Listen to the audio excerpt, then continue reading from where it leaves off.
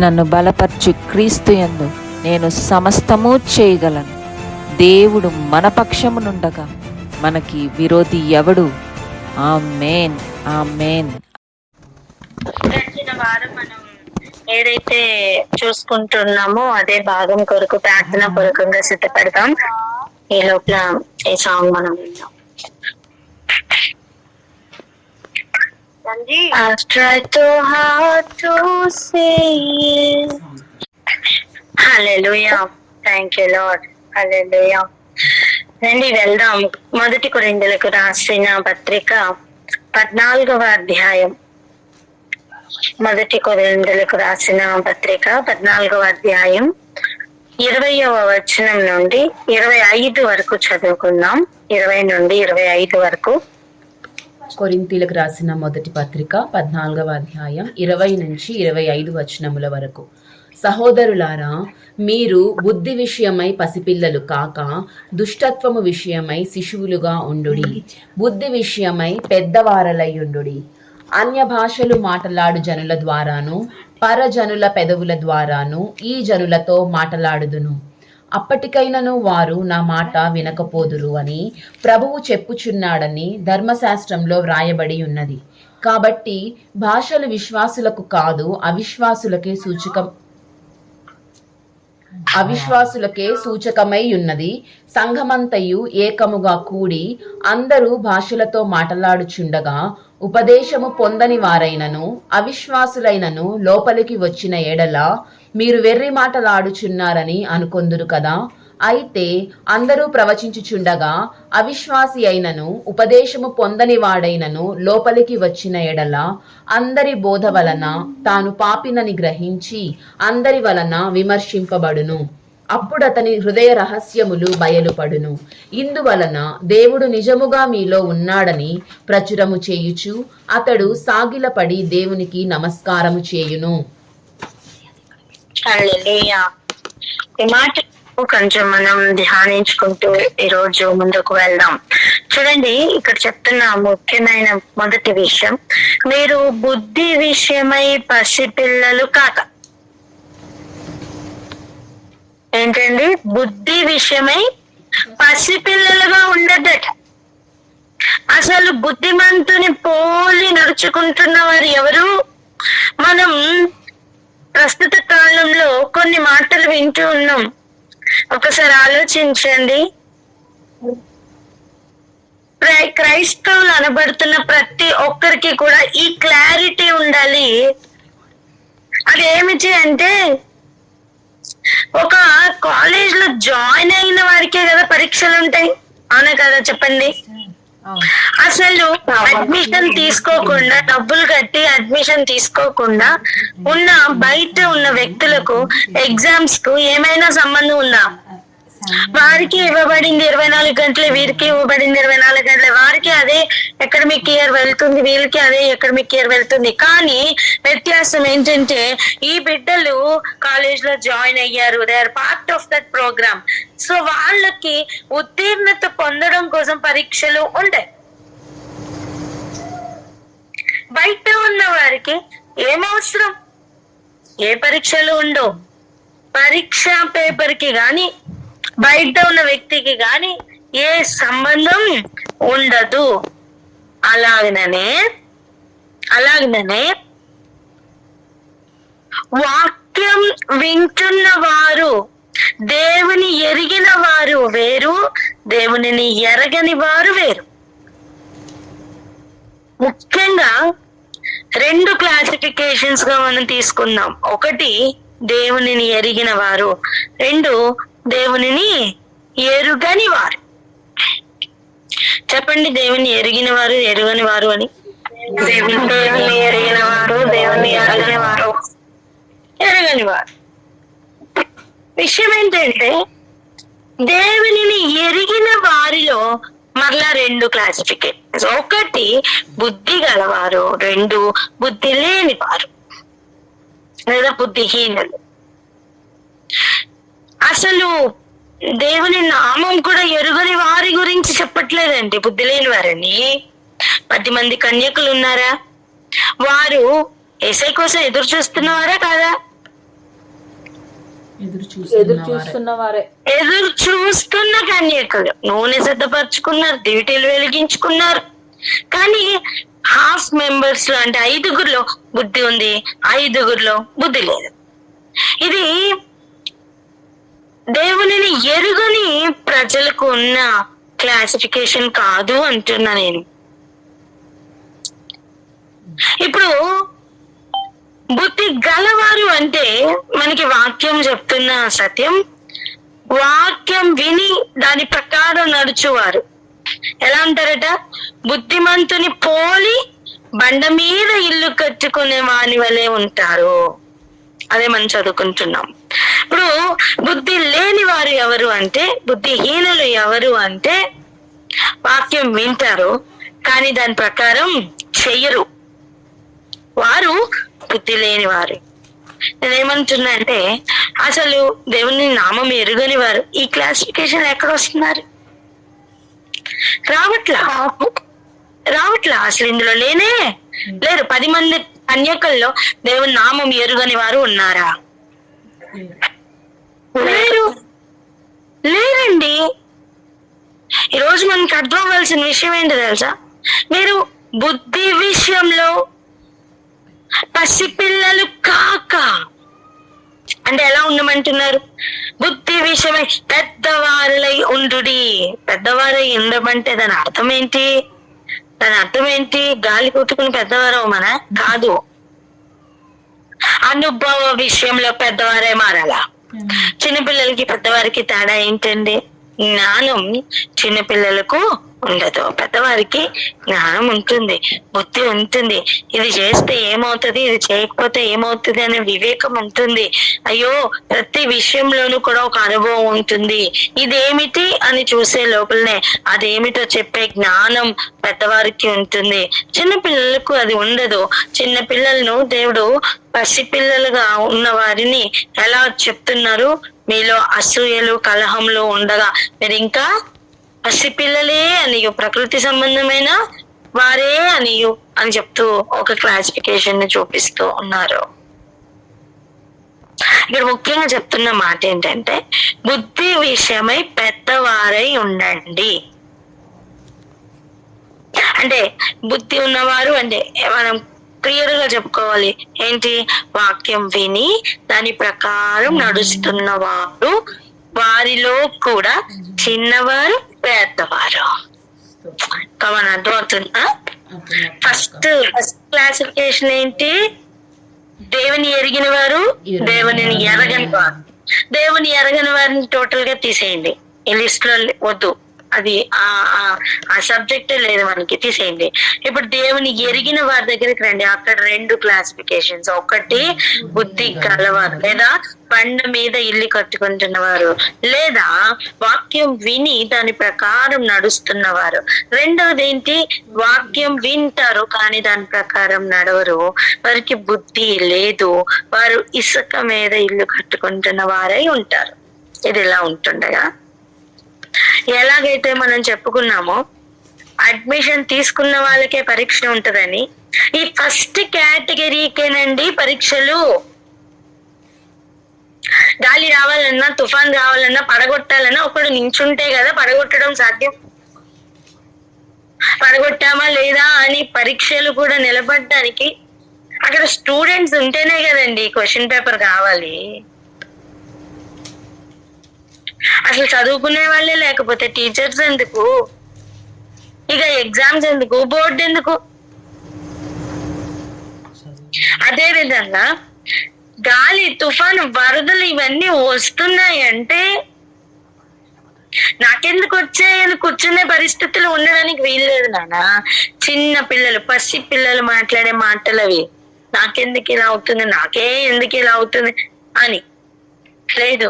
పెద్దవారై మారాలి. అనుభవ జ్ఞాన విషయంలో పెద్దవారై మారాలి. బుద్ధి వాక్యం, జ్ఞాన వాక్యం మనకి ఇవన్నీ కూడా నేర్పిస్తూ ఉంటాయి. ఈ ఏరియాలో చెప్తున్న విషయం, దుష్టత్వము విషయమై శిశువులుగా ఉండుడి. మనం ఏం చేస్తున్నాం? దుష్టత్వం విషయంలో పెద్దవారమై ఉంటున్నాం. బుద్ధి విషయమై చిన్నవారులుగా ఉంటున్నాం. కాదండి, రివర్స్ జరగాలి.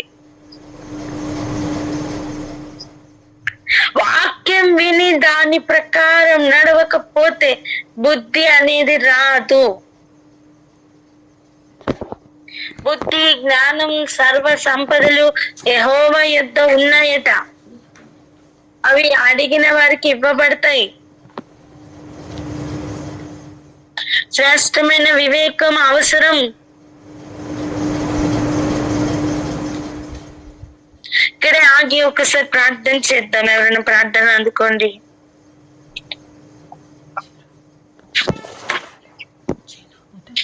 స్తోత్రం స్తోత్రం స్తోత్రం పరిశుద్ధ దైవమా, నీకు స్తోత్రము రాజా.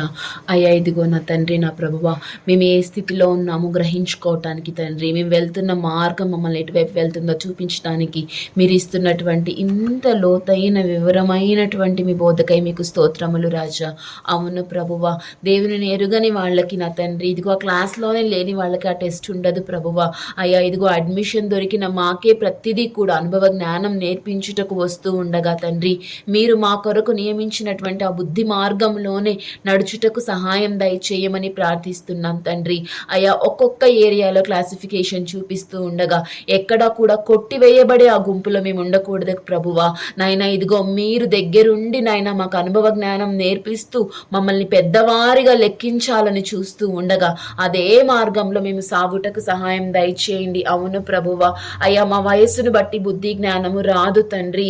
అయ్యా, కేవలము మీరిస్తున్నటువంటి ఆ బుద్ధి జ్ఞానములను బట్టియే ప్రభువా మేము పెద్దవారం అవుతాం తండ్రి. అట్టి జ్ఞానమును మాకు దయచేయండి. అవన్నీ నీ అందే గుప్తమై ఉన్నాయి ప్రభువా. అయ్యా, అవన్నిటినీ మాకు మీరు ఇవ్వమని ప్రార్థిస్తున్నాం. మీరు నేర్పిస్తూ ఉండగా ఒక్కొక్క టెస్ట్ గుండా తీసుకొని వెళ్తూ ఒక్కొక్క అనుభవము గుండా మీరు మమ్మల్ని నాయన జ్ఞానవంతులుగా చేయను ఉద్దేశించి ఉండగా నాకే ఎందుకు ఇలా ఎందుకు అవుతుంది అన్నటువంటి ప్రశ్నలతో మేము ఆగిపోయే వారంగా కాక నాయన, ఇదిగో ఆ ప్రవాహమును మేమే ఆపువారంగా కాక నా తండ్రి, అయ్యా ప్రభువు తీసుకెళ్తున్నారు అంటే ఈ మార్గం గుండా ప్రయాణిస్తూ ఉన్నప్పుడు మా కొరకు ఉన్న కొద్దిగా ఆ నిధి ఉంది అని ఎరిగి మేము సాగుటకు సహాయం దయచేయమని, అయా మీరు నేర్పిస్తున్న ప్రతి ఆలోచనకై, నడిపిస్తున్న ప్రతి అనుభవ జ్ఞాన రూపకమైన మార్గమునకై కృతజ్ఞతలు చెల్లిస్తూ యేసు నామములో ప్రార్థించి పొందుకొని ఉన్నాం తండ్రి. ఆమేన్. ఆమేన్. ఆమేన్. హల్లెలూయా. ఆమేన్. ఆమేన్. హల్లెలూయా. ఇక్కడ ఇప్పుడు చెప్తున్న మాట చూడండి, అనుభవ జ్ఞానం కలిగిన వారై ప్రవర్తించమని ఇండైరెక్ట్ గా ఇక్కడ మనకి చెప్తున్నారు.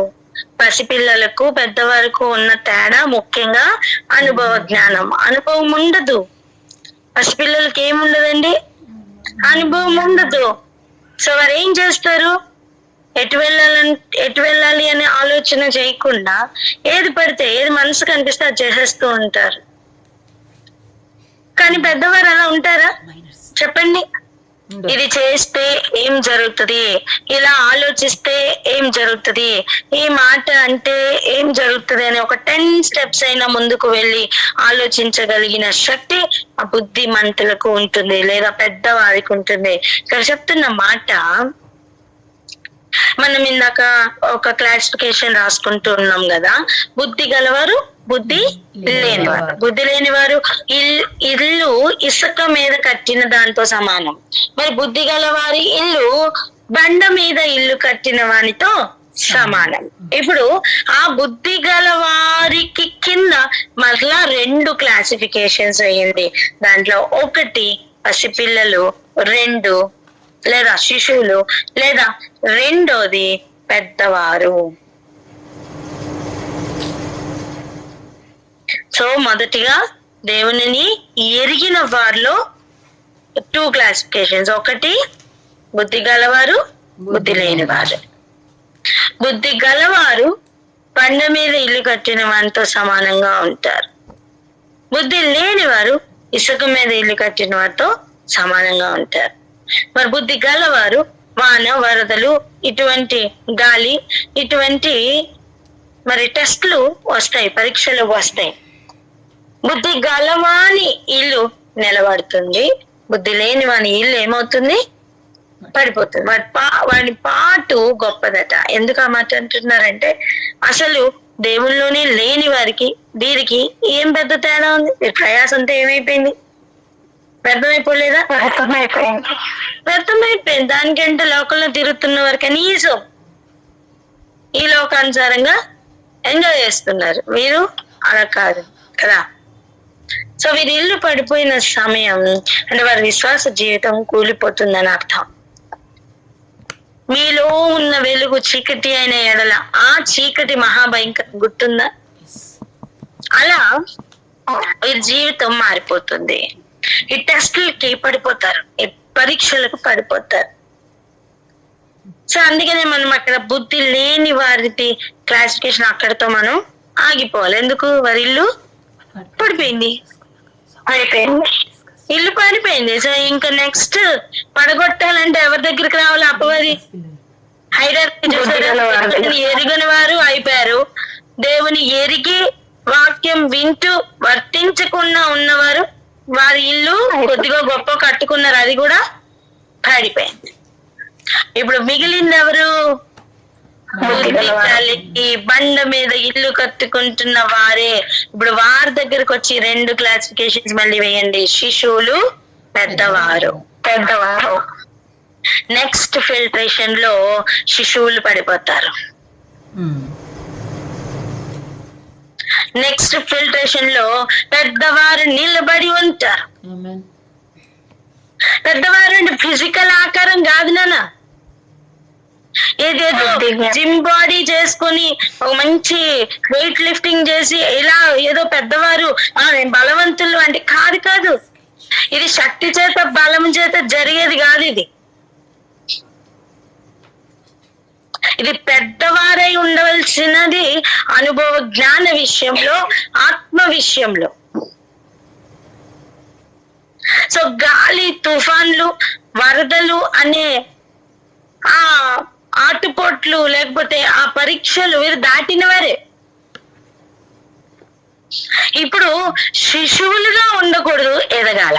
చెప్పండి, ఏం చేయాలా? శిశువులుగా ఎదగాలి. ఈ ఏరియాలోనే సంఘం ఇప్పుడు కష్టాలు పడుతుంది. అవునండి, ఎదుగుదల లేకనే కష్టపడుతున్నాం, ఇంకా శిశువులుగానే ఉండి కష్టపడుతున్నాం. ఎందుకో తెలుసా? ఈ మొత్తం కాన్సెప్ట్ లో మనకు కావాల్సిన ప్రేమ. ఈ ఏరియాకు వచ్చేసరికి ప్రేమ తక్కువైపోతుంది, స్వార్థం ఎక్కువైపోతుంది, కంపారిజన్ ఎక్కువైపోతుంది. ఇక్కడ చూడండి, సహవాసంలో ఏమేమి జరుగుతున్నాయో వాటి విషయంలో ఈ రోజు మనం బుద్ధి సంపాదించుకుంటూ పెద్దవారిగా మారాలి. ఆమేనని చెప్పండి. ఏమేమి ఇక్కడ విషయాలు రాస్తున్నారో ఇప్పుడు గమనిద్దాం.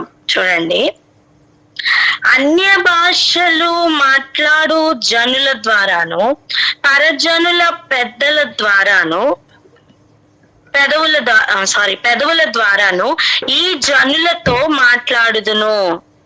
ఏం మాట్లాడతారట? ఎవరితో మాట్లాడతారట? ఈ జనులతో మాట్లాడతారు. ఏంటంట? అప్పటికైనను వారు నా మాట వినకపోదురు అని ప్రభువు చెప్పుచున్నాడని ధర్మశాస్త్రములో వ్రాయబడి ఉన్నది. అన్య భాషలు మాట్లాడు జనుల ద్వారా, పరజనుల పెదవుల ద్వారా అంటే పరదేశుల పెదవుల ద్వారా, అంటే వారి పెదవుల ద్వారా కూడా నేను మాట్లాడతాను, ఈ జనులతో మాట్లాడతా, అయినా వీరు వినరు అని ప్రభు చెప్తున్నారట. కఠిన మనస్కులు అయిపోతూ ఉన్న ఒక ఏరియాని మనం ఇక్కడ చూస్తున్నాం. దీనికి ప్రత్యేకించి ఒక తుఫాన్ గాని, ఒక గాలి గాని, ఒక వరద గాని, పరీక్షలు కూడా అక్కర్లా. వింటున్నారా? వీరి లోపల వచ్చే ఈ కఠినత్వం వారిని ముందుకు వెళ్ళనివ్వకుండా ఆపేస్తుంది. ఇది ఒక డేంజర్ జోన్ అండి. ఇది మనం చెప్పాలంటే ఆటో ఇమ్యూన్ డిసీజ్ లాంటిది. ఇమ్యూన్ సిస్టమ్ ఎందుకుంది? To fight against infection, infection లేదా ఎనీ ఫారెన్ బాడీ, అంతే కదా. లేదా ఏ ఇన్ఫెక్షన్ అయినా ఏ క్రిమి అయినా అది ఏదైనా కానివ్వండి, అది ఫంగస్ కావచ్చు, బ్యాక్టీరియా కావచ్చు, ఏదైనా కావచ్చు, శత్రువుతో పోరాడడానికి ఇమ్యూనిటీ ఉంది. కానీ ఇక్కడ మనకి ఏం జరుగుతుంది ఆటో ఇమ్యూన్ లో?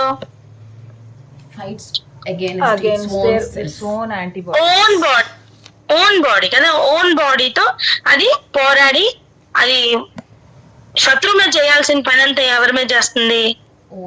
మన మీద, ఓన్ బాడీ మీద చేస్తుంది. సో హానికరమా కాదా?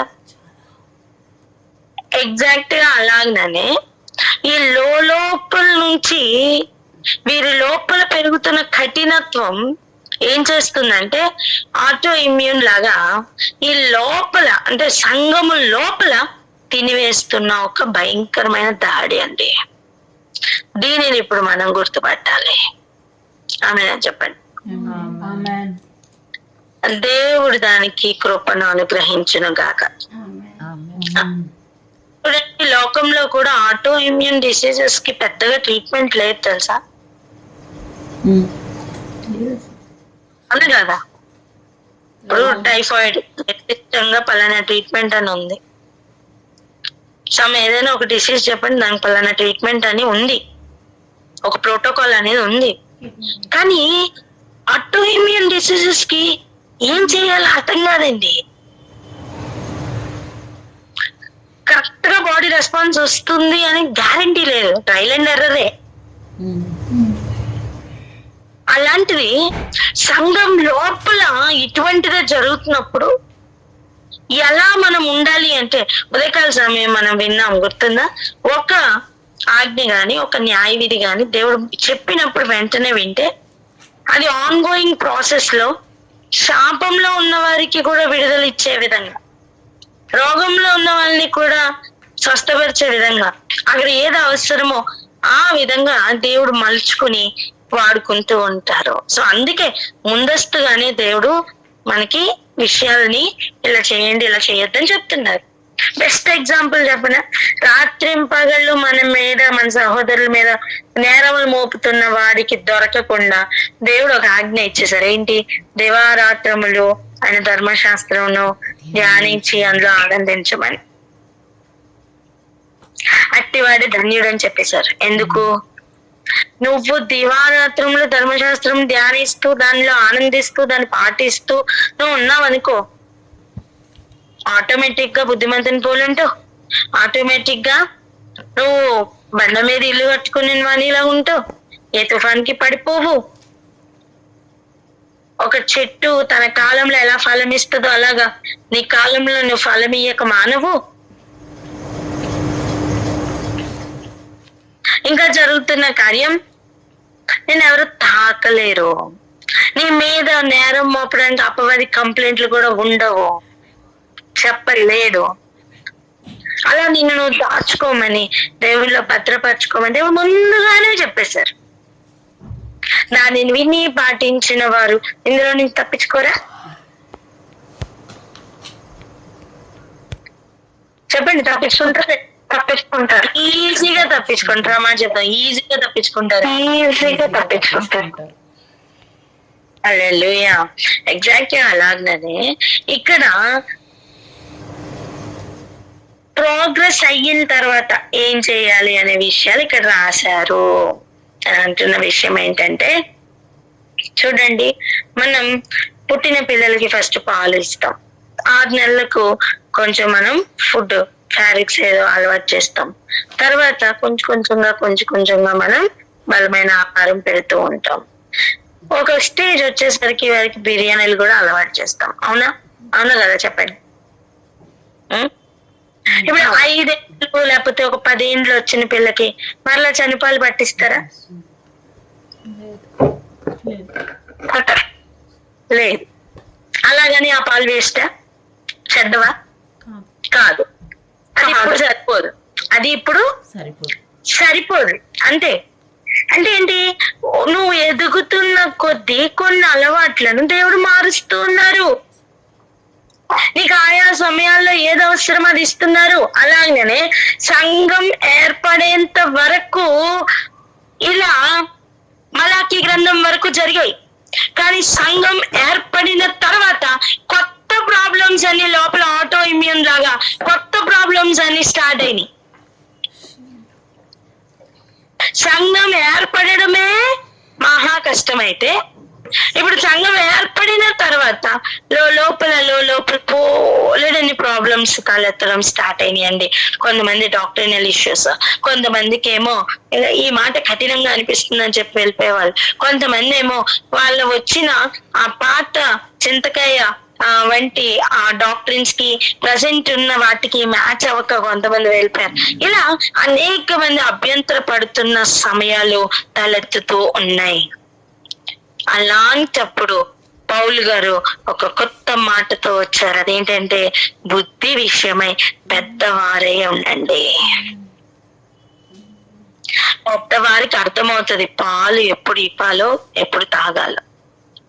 పెద్దవారికి అర్థమవుతుంది బిర్యానీ ఎప్పుడు పెట్టాలో ఎప్పుడు తినాలో. అది అడగాలంటే ఏం చెయ్యాలో కూడా పెద్దవారికి అర్థమవుతుంది. అలా పెద్దవారై ఉండండి అని చెప్పి ఒక పెద్దరికంతోనే ఆయన పెద్దలను సిద్ధపరిచి పెద్దలకే చెప్తున్నట్లుగా ఇప్పుడు ఒక విషయాన్ని, ఇంపార్టెంట్ విషయాన్ని ఆయన అక్కడ చెప్తున్నారు. అది ఏమిటి అని ఇప్పుడు మనం చదువుకోబోతున్నాం. చూడండి, కాబట్టి భాషలు విశ్వాసులకు కాదు. ఏంటండి? భాషలు విశ్వాసులకు కాదట, మరి ఎవరికట? అవిశ్వాసులకే సూచకమై ఉన్నది. ప్రవచించుట అవిశ్వాసులకు కాదు, విశ్వాసులకే సూచకమై ఉన్నది. భాషలు ఎవరికి సూచకమైనవి? అవిశ్వాసులకు సూచకమై. ప్రవచించుట ఎవరికి సూచకమైనది? విశ్వాసులకు సూచకమైనది. ఇలా ఉండగా సంఘమంతయు ఏకముగా కూడి అందరూ భాషలతో మాట్లాడుచుండగా ఉపదేశము పొందని వారైనను అవిశ్వాసులైనను లోపలికి వచ్చిన ఎడల వీరు లేదా మీరు వెర్రి మాటలాడుచున్నారని అనుకుందురు కదా. అంటే దేవునికి కొత్తగా ఒక వ్యక్తి లోపలికి రావడం అనేది చాలా ప్రాముఖ్యమైన విషయమే. ఎందుకు? చిగురండి, వాళ్ళెవరు? చిగురు పరదేశీ విషయంలో కూడా దేవుడు ఎన్నో ఇన్స్ట్రక్షన్స్ ఇచ్చారు. చూసారా? నీ ఇంటిలోని వారి వల్లే పరదేశంలో కూడా చూడమని. అవునా? అవును. అంటే పరదేశుల పట్ల కూడా ఆయన శ్రద్ధ కలిగి ఉన్నారు. అలాగనే ఒక ఉపదేశము పొందని వారు, అర్థం మనం ఫస్ట్ లిస్ట్ లో క్లాసిఫికేషన్ లో చూసామే, ఆ పైన ఒక ఫిల్టరేషన్ లో ఆగిపోయారు. ఎవరండి? దేవునిని ఎరగని వారు. అదేనా? ఇప్పుడు దేవునిని ఎరగని వారు, ఈ పెద్దలైన వారు, లేకపోతే బుద్ధి విషయంలో పెద్దలైన వారు ఒక క్లాసిఫికేషన్ లో వచ్చారు కదా. ఎన్నో స్టెప్ కి వచ్చారు వీళ్ళు? 3rd స్టెప్ లో ఉన్నారు. వాళ్ళు ఫస్ట్ స్టెప్ లో ఆగిపోయారా? వారిలో నుంచి ఒక వ్యక్తి ఇక్కడికి వస్తే అర్థమైందా? ఇప్పుడు ఈ క్లాసిఫికేషన్ లో వచ్చిన వ్యక్తి కాదు. అంటే ఏంటి?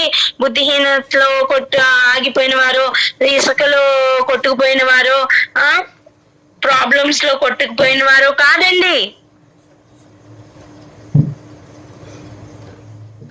అవిశ్వాసంతో ఉన్నవారు, ఉపదేశము పొందని వారు లోపలికి వచ్చిన ఎడల, అంటే ఆ క్లాసిఫికేషన్ లో పైన ఆగిపోయిన ఒక వ్యక్తి ఈ లాస్ట్ లో ఇప్పుడు పెద్దవారి మధ్యలోకి వచ్చిన ఎడల. ఆమేన్. ఒక బెస్ట్ ఎగ్జాంపుల్ చెప్పున్నా నేను. యెషయా గారు పరిశుద్ధులందరూ, అంటే ఏంటి? దూతలందరూ కూడా దేవునిని పరిశుద్ధుడు పరిశుద్ధుడు పరిశుద్ధుడు అని వేవేల నోటలతో అలా స్తుతులతో వారు ఒకరికొకరు క్రై చేసుకుంటూ స్తుతి చెల్లించుకుంటూ పరిశుద్ధత వ్యాపించిన ఆ ఏరియాలోకి అపవిత్రమైన పెదవులు కలవాడను, అపవిత్రమైన పెదవుల మధ్య నివసించు వాడను అనే గ్రహింపు యెషయాకి రాగానే ఎలా వచ్చింది? ఇక్కడున్న వాతావరణం ఆ మేల్కొల్పు తనకి కలిగించగలిగింది. అర్థమవుతుందా? అలా ఇప్పుడు పెద్దవారయ్యుండి, బుద్ధి విషయంలో పెద్దవారయ్యుండి, బండ మీద ఇల్లు కట్టుకున్న వారయ్యుండి, వాక్యం వింటున్న అనుభవం మాత్రమే కాక దానిని పాటిస్తున్న వారయ్యుండి, దేవునిని కలిగి ఉన్న వారయ్యున్న వారి మధ్యలోనికి దేవునిని ఎరుగని ఒక వ్యక్తి వస్తే ఆ వ్యక్తిలో ఒక కన్విక్షన్ రావాలి, ఆ వ్యక్తిలో మనస్సులో ఒక చేంజ్ రావాలి. నాకేదో కొదువై ఉన్నదని తనకు అర్థం అవ్వాలి. స్తోత్రం. అలా జరిగితేనే మన సహవాసాలు కరెక్ట్ గా దేవుని చిత్తం ప్రకారం నడుస్తున్నట్టు. అలా కాకుండా వచ్చిన వ్యక్తి ఎలాగంటే నేనే మేలు అనిపించింది అనుకోండి, మీకు అర్థమైందా? ఇక్కడ సహవాసం ఎదిగినట్టేనా? లేదు. ప్రభు ఫిల్టరేషన్ లో పడవేయకుండా, అంటే పొట్టు వల్ల ఎగిరిపోకుండా అలా ప్రతి అడుగులోనూ కాపాడుతున్నది ప్రయాస వ్యర్థమే కదా? వ్యర్థమే. ఈ విషయంలో మనందరిలో మార్పులు రావాలి. ఒక కొత్తగా వచ్చిన ఒక వ్యక్తి దేవునిని ఎరుగకుండానే నీ మధ్యలోనికి వస్తారు. అలా వచ్చినప్పుడు నీవున్న స్టేజ్ లోనికి వారిని తీసుకొచ్చే స్థాయిలోనికి నువ్వు తయారు కావాలి. మీకు అర్థమైందా? నాకు అపవిత్రమైన పెదవులు ఉన్నాయని తనకి తాను డయాగ్నోస్ చేసుకున్న యెషయాని నోరు ముట్టి, అగ్నితో నోరు ముట్టి పెదవులు పవిత్రపరచగలిగిన ఒక కెరూబు మధ్యలో ఉంటే, అలాగనే ఇక్కడ కొత్తగా వచ్చిన ఒక వ్యక్తి అమ్మో నేను ఇక్కడ మ్యాచ్ అవ్వట్లేదు, ఇక్కడ నాకేదో ఇష్యూ ఉంది, నాకేదో లోపం ఉంది, నాకేదో ప్రాబ్లం ఉంది అని గ్రహించిన వెంటనే అవన్నీ సమస్యపోయి నీతో పాటు సహవాసంలోకి చేర్చుకోగలిగిన స్థాయిలోనికి మనం అందరం తయారవ్వాలి. హల్లెలూయా. ఒకటి, వచ్చిన వ్యక్తికి డయాగ్నోసిస్ అవ్వాలి. 2, దానికి ఇమ్మీడియట్ సొల్యూషన్ ఈ సహవాసంలో ఉండాలి. మనం చేసిన ఎంతమందికి అర్థమవుతుంది? అర్థమవుతుంది. చెప్పండి. డయాగ్నోసిస్ ట్రీట్మెంట్ ఒకేసారి అవ్వాలండి. డయాగ్నోసిస్ ట్రీట్మెంట్ ఒకేసారి అవ్వాలి. ఇప్పుడు యెషయా గారికి డయాగ్నోసిస్ అయిందా లేదా? వెంటనే ట్రీట్మెంట్ అయిందా లేదా? అయిందక్క. ఈ 2 అయితే వెంటనే అసైన్మెంట్ కూడా దొరకాలి. ఎందుకు? ఇక్కడ ఉన్న సహవాసంలో ఉన్న వాళ్ళందరూ ఆల్రెడీ అసైన్మెంట్ లో ఉన్నారు. ఆ వచ్చిన వ్యక్తి ఈ 3 స్టేజెస్ దాటుకుని ఇమ్మీడియట్ గా మీతో గెట్ అలాంగ్ అవ్వేటట్టుగా తయారవ్వాలి. అంటే మనం అందరం ఏ స్థాయిలో పెద్దవారుగా మారాలి. ఇప్పుడు అర్థమైందా?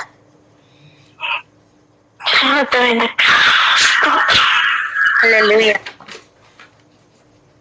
అందుకే చూడండి, ఇక్కడ రాయించిన విషయం చూడండి. ఏకముగా కూడి అందరూ భాషలతో మాట్లాడుచుండగా ఉపదేశము పొందని వారైనను అవిశ్వాసులైనను లోపలికి వచ్చిన ఎడల మీరు వెర్రి మాటలు ఆడుచున్నారని అనుకుందరు కదా. లోపలికి రాగానే వీళ్ళు ఏదో భాషల్లో మాట్లాడుతున్న వాళ్ళకి ఏమీ అర్థం కాదు. మరి ఏమనుకుంటారు? వెర్రి మాటలు మాట్లాడుతున్నారు అనుకుంటారు. కానీ అదే టైంలో అయితే అందరూ ప్రవచించుచుండగా, ఆమేన్, ప్రవచించుచుండగా ఏం జరుగుతుంది? అవిశ్వాసి అయినను ఉపదేశము పొందని వాడైనను లోపలికి వచ్చిన ఎడల అందరి బోధ వలన తాను పాపినని గ్రహించి, మీకు అర్థమైందా? కమాన్, మళ్ళీ చెప్తా, ఇంకొక యాంగిల్ లో చెప్తా. అందరూ భాషలు మాట్లాడువారు, అన్య భాషలు మాట్లాడువారు ఒక రూమ్ లో ఉన్నంత మాత్రాన ప్రయోజనం లేదట. కానీ ప్రవచించు వారు, ప్రాఫిట్స్, ప్రాఫిట్స్ టీమ్. హల్లెలూయా. అవునండి, అవును.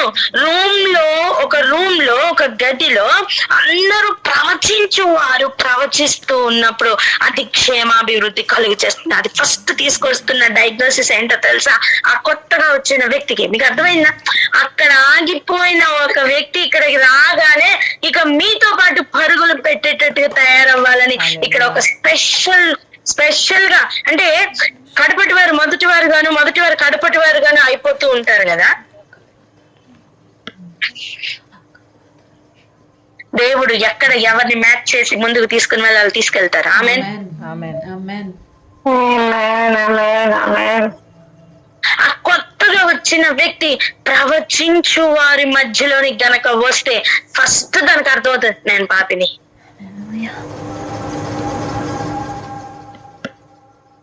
అది జరిగితేనే ట్రీట్మెంట్ దొరుకుతుందండి.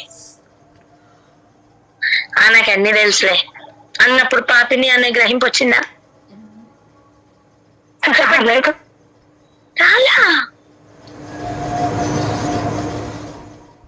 అంటే సావాసంలో మనం ఎలా ఎదగాలో గమనించండి. దేవుడు అలా ఆయన నామం కూడా తెలియని వారిని, హల్లెలూయా, ఒక యూదుని చెంగు పట్టుకుని 10 మంది వత్తురు అంటే యూదులు కానివారే కదా వత్తురు. నేనేం చేస్తున్నా? నువ్వు అంతరంగంలో యూదుడుగా తయారవ్వు, బయట అనేకులు నీ చెంగు పట్టుకొని వస్తారు. వారు మొట్టమొదటిగా గుర్తుపడతారు, నేను పాపిని. నాన్న, అనేకులు పడిపోతున్న ఏరియా ఇది. నేను నీతిమంతుడను అనుకొని పడిపోయిన అనేక సీట్లు ఖాళీగా ఉన్నాయి. వాటన్నిటిని దేవుడు భర్తీ చేయడానికి నేను పాపిని అని గ్రహించు వారిని దేవుడు లోపలికి తీసుకొస్తారట. దాని అర్థం నువ్వు పాపి అని చెప్పి వాళ్ళని గుచ్చమని కాదు, లిఫ్ట్ చేయమని. అక్కడ ఏం జరుగుతుందట? అందరి వలన విమర్శింపబడును, అప్పుడు అతని హృదయ రహస్యములు బయలుపడును. ఇందువలన దేవుడు నిజముగా మీలో ఉన్నాడని ప్రచురము చేయుచు అతడు సాగిలపడి దేవునికి నమస్కారం చేయును. మీకు కాదు, అర్థమైందా? సహవాసంలో ఉన్న మీకు కాదు అతడు నమస్కారం చేయనది. ఎవరికి? దేవునికి. ప్రవచించువారు ఎలా తయారవ్వాలో ఇప్పుడు అర్థమైందా? భాషలు వద్దనట్లా,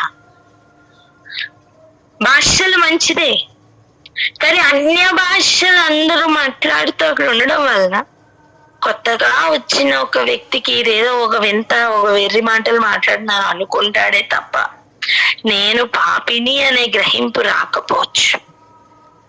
కానీ ప్రవక్తల గుంపు మధ్యలోనికి వెళ్తే నేనేం పాపం చేస్తున్నాననే కన్విక్షన్ వాళ్ళకి వస్తుంది. వాళ్ళంతట వాళ్ళు గుర్తుపడతారు, నేను ఏ ఏరియాలో సరిగా లేను అని గుర్తుపడతారు. అలా తయారవ్వాలి అంటే, అలాంటి కార్యాలు జరగాలి అంటే మొదటిగా సహవాసంలో అందరూ ఏకాత్మతో నిండుకోవాలి, ఏక తాత్పర్యముతో నిండుకోవాలి. దేవుడు సంఘమును ఎదిగిన వారిగా చూడాలని ఆశపడుతున్నారు. బుద్ధి గలవారై పెద్దలుగా మారి కనపడమని ప్రభు ఆశిస్తున్నారు నాన్న. మనలో శిశువులుగా ఉండేవారు వద్దు నాన్న. శిశువులు వంటి మనస్తత్వంతో మనం కదలొద్దు. ఇప్పుడు మనం అందరం కలిసి ప్రయోజనకరంగా మారాలి. ఇంకొక మాట చెప్పనా?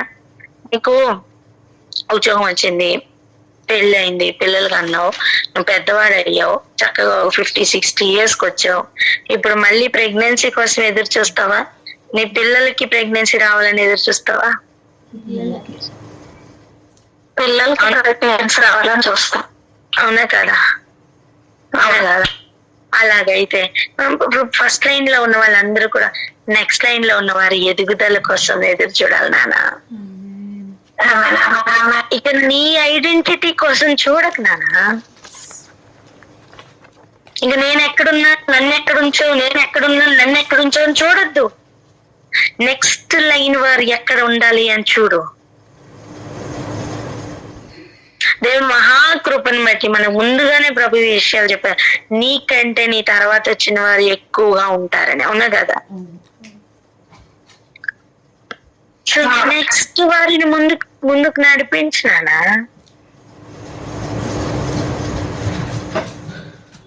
పెద్దవారే ఈ పని చేయగలరండి.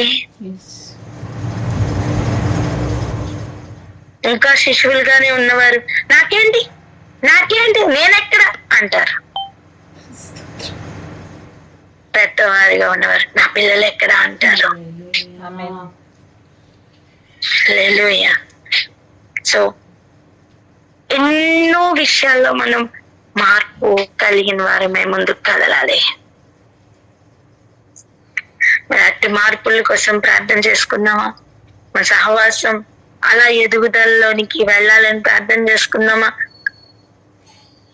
ఒక కొత్త వ్యక్తి అక్కడ మ్యాచ్ అవ్వకుండా ఆగిపోయిన, దేవుని ఎరుగకుండా ఉన్న వ్యక్తుల్లో వారే ఐడెంటిఫై చేసి ఒక్కొక్క యూదుని చెంగు పట్టుకుని 10 మంది ఒత్తురుగాక ప్రార్థన చేసుకుందాం అక్క.